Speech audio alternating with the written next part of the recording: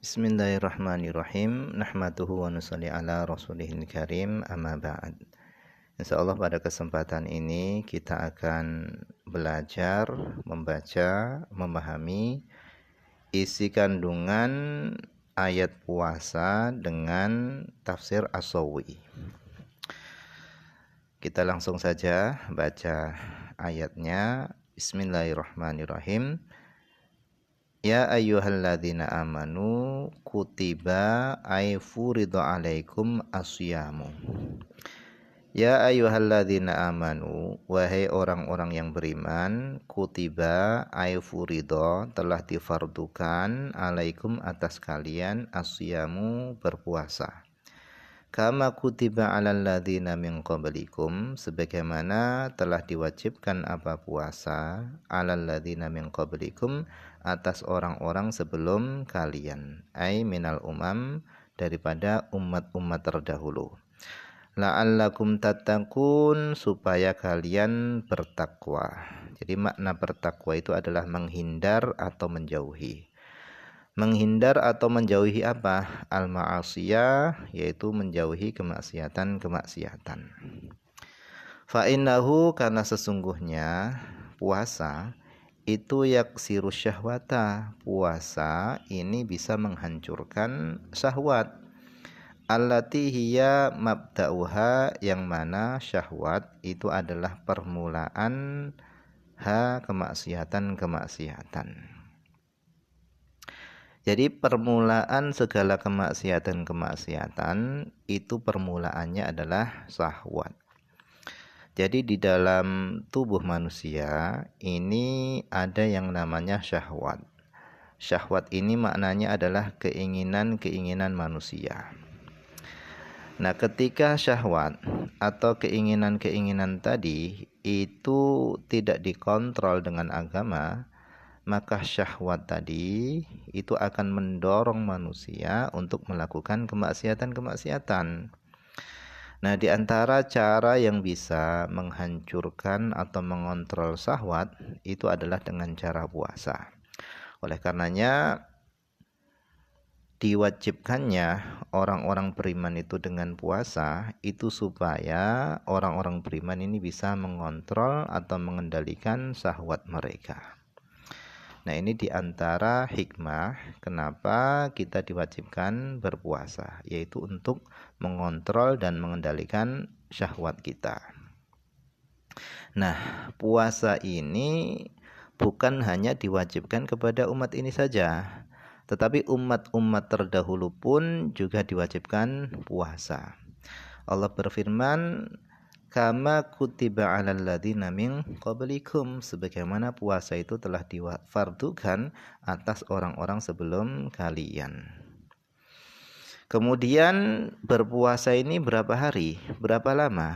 Allah sebutkan ayyaman ma'dudat, yaitu hanya beberapa hari yang bisa dihitung, hanya 1 bulan saja, yaitu selama bulan Ramadan. Nah, kata syarah, beliau mengatakan nusibah, kata ayaman ini dinasabkan itu bisyam, dengan sebab kata siyam. Jadi menjadi dzaraf kata siyam.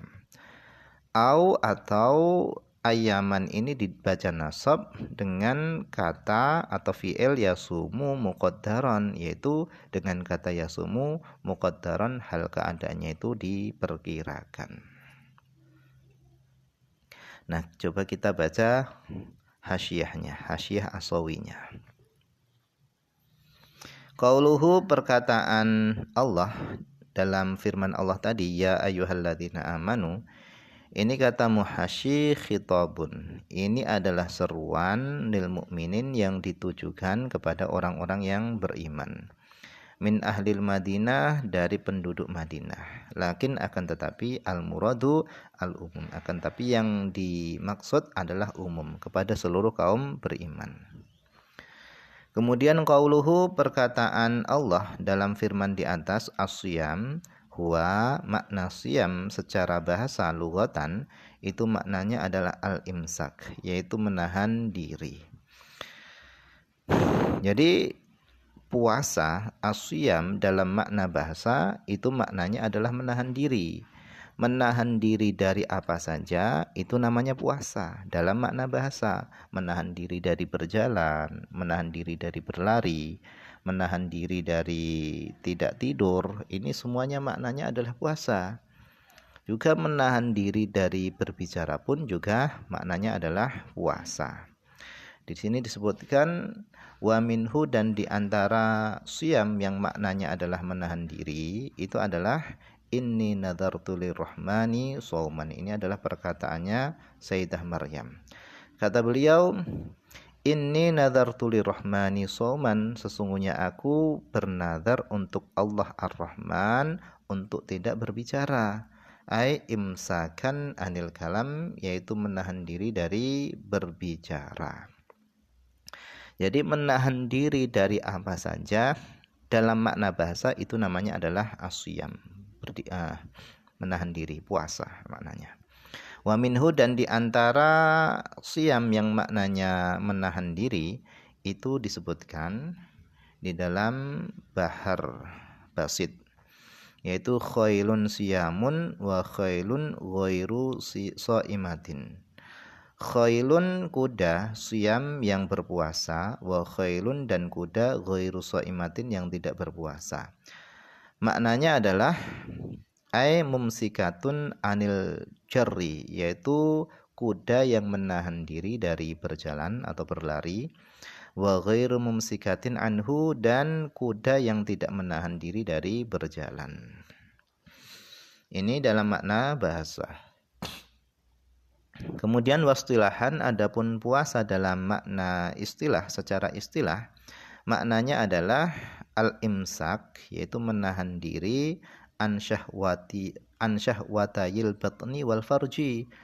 Puasa dalam makna istilah itu maknanya adalah al-imsak, menahan diri an syahwatayil batni wal farji, yaitu menahan diri dari dua syahwat, yaitu syahwat batni, perut, wal farji, dan syahwat kemaluan. Yauman kamilan, satu hari penuh. Min tulu'il fajri, dimulai dari terbitnya fajar, yaitu waktu subuh, ila ghurubi syamsi, sampai tenggelamnya matahari, yaitu sampai maghrib. Biniyati taqarrub ilallah, dengan niat mendekatkan diri kepada Allah.